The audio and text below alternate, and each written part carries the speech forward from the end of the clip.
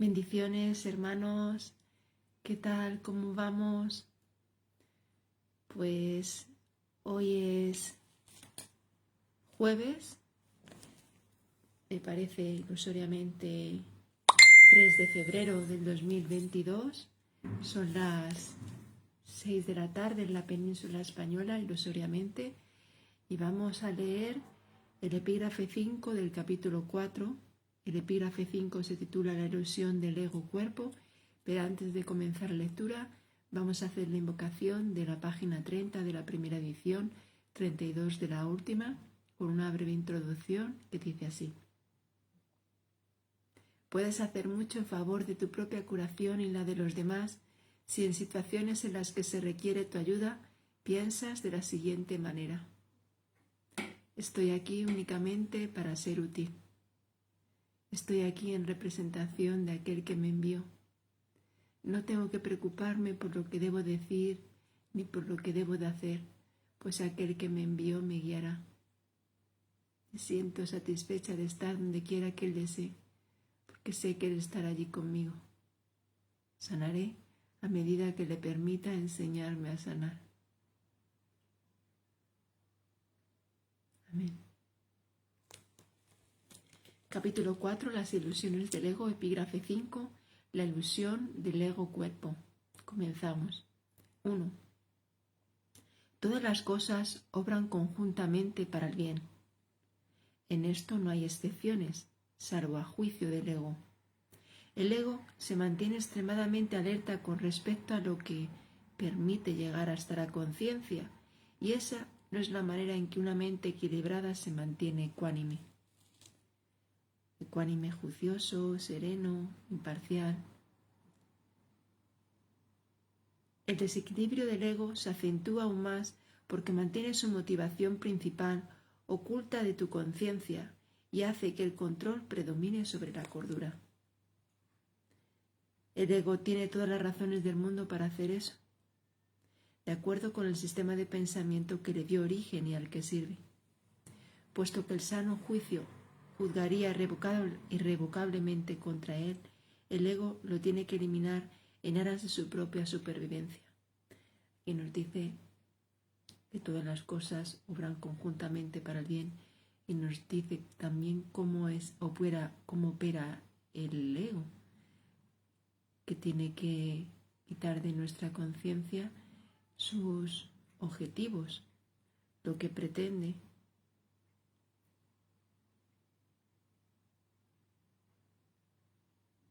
Pretende que creamos que nos hemos separado de Dios y que somos un cuerpo, porque en el momento que decidamos no creer lo que nos dice, Él desaparece.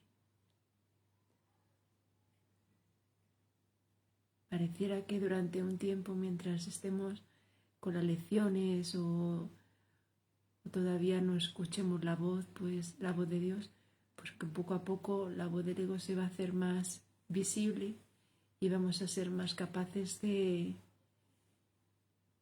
desecharla, de repudiarla, de decir no al ego, sí a Dios. Una de las causas principales del estado de desequilibrio del ego es su falta de discernimiento entre lo que es el cuerpo y lo que son los pensamientos de Dios. Los pensamientos de Dios son inaceptables para el ego, porque apuntan claramente al hecho de que Él no existe. El ego, por lo tanto, los distorsiona, los pensamientos de Dios los distorsiona o se niega a aceptarlos, pero no puede hacer que dejen de existir. Los pensamientos de Dios son eternos. El ego, por consiguiente, trata de ocultar no solo los impulsos inaceptables del cuerpo, sino también los pensamientos de Dios, ya que ambos suponen una amenaza para él. Dado que lo que básicamente le preocupa es su propia supervivencia ante cualquier amenaza, el ego los percibe a ambos como si fueran lo mismo. Y al percibirlos así, evita ser aniquilado, como de seguro lo sería en presencia del conocimiento. 3. Cualquier sistema de pensamiento que confunda a Dios con el cuerpo no puede por menos que ser demente. Sin embargo, esa confusión es esencial para el ego, que juzga únicamente en función de lo que supone o no una amenaza para él. En cierto sentido, su temor a Dios es cuando menos lógico, puesto que la idea de Dios hace que el ego desaparezca, se desvanezca. Pero que le tenga miedo al cuerpo, con el que se identifica tan íntimamente, no tiene ningún sentido. 4. El cuerpo es el hogar que el ego ha elegido para sí. Esta es la única identificación con la que se siente seguro, ya que la vulnerabilidad del cuerpo es su mejor argumento de que tú no puedes proceder de Dios. Esta es la creencia que el ego apoya fervientemente. Sin embargo, odia al cuerpo porque no lo considera lo suficientemente bueno como para ser su hogar. En este punto es donde la mente queda definitivamente aturdida. Habiéndolo dicho el ego que ella es realmente parte del cuerpo y que el cuerpo es su protector, también le dice que el cuerpo no puede protegerla. Por consiguiente, la mente inquiere: ¿dónde puedo encontrar protección? A lo que el ego responde: en mí. La mente, y no sin razón, le recuerda al ego que él mismo ha insistido que con lo que ella se tiene que identificar es con el cuerpo, de modo que no tiene objeto recurrir a él para obtener protección. El ego no dispone de una respuesta plausible para esto, puesto que no la hay, pero sí dispone de una solución típica: eliminar la pregunta de la conciencia. ¿No quiere que preguntemos dónde podemos encontrar protección? Una vez fuera de la conciencia, la pregunta puede producir desasosiego, y de hecho lo produce, pero no puede ser contestada porque no puede ser planteada.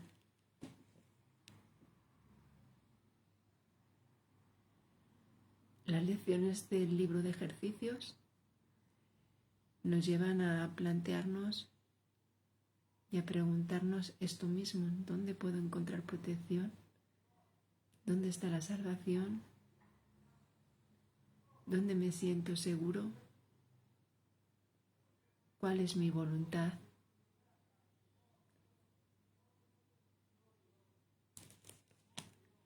Cinco.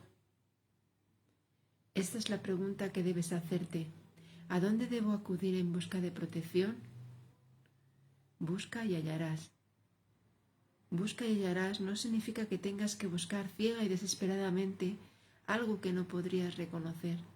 La búsqueda que tiene sentido se emprende conscientemente, se organiza conscientemente y se dirige conscientemente. El objetivo debe formularse claramente y luego tenerse siempre presente. Aprender y querer aprender son inseparables. Te resulta más fácil aprender cuando crees que lo que estás tratando de aprender tiene valor para ti. Ahora bien, no todo lo que tal vez quieras aprender tiene valor duradero. En realidad, muchas de las cosas que quieres aprender tal vez las hayas escogido precisamente porque su valor es efímero.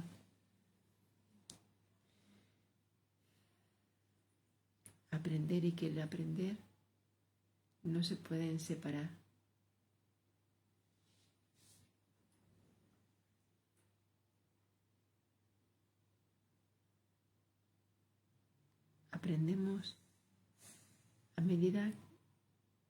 Aprendemos las lecciones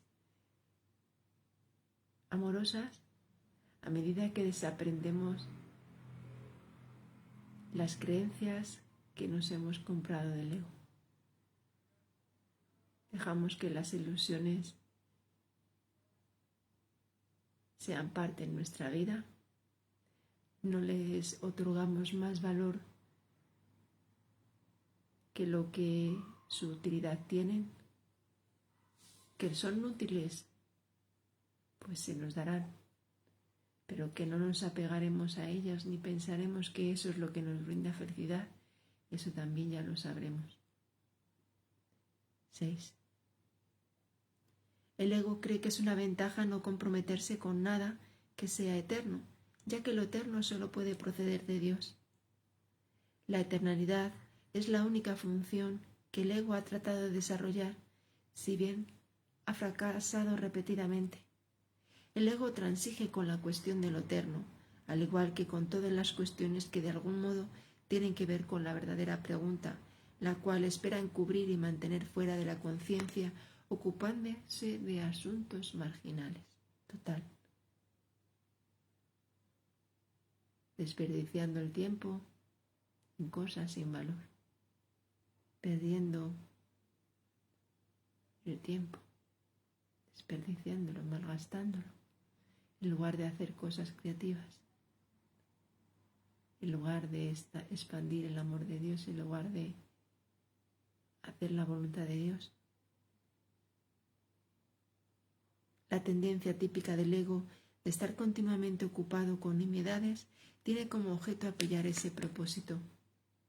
El propósito de mantener y encubrir fuera de la conciencia la pregunta que hemos dicho antes. ¿A dónde debo acudir en busca de protección o dónde puedo encontrar protección? Repito la frase 4 del párrafo 6. La tendencia típica del ego de estar continuamente ocupado con nimiedades tiene como objeto apoyar este propósito. Uno de sus ardides favoritos para obstaculizar el aprendizaje es embarcarse en problemas diseñados de tal manera que su resolución sea imposible. La pregunta que nunca formulan quienes embarcan en tales maniobras dilatorias es ¿para qué? Esa es la pregunta que tú tienes que aprender a plantear en relación con todo. ¿Qué propósito tiene eso? ¿Para qué?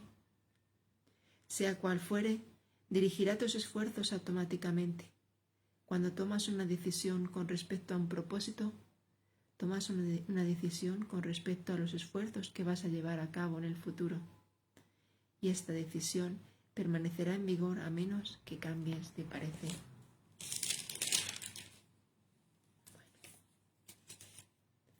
Pues ya hemos terminado el epígrafe 5, la ilusión del ego-cuerpo. Muchas gracias, hermanos, por estar ahí. Bendiciones. Vamos por... Mañana ilusoriamente estaremos con el epígrafe 6, las recompensas de Dios. Y no sin antes despedirme de Dios, de nuestro hermano Jesús y del Espíritu Santo. Gracias, gracias.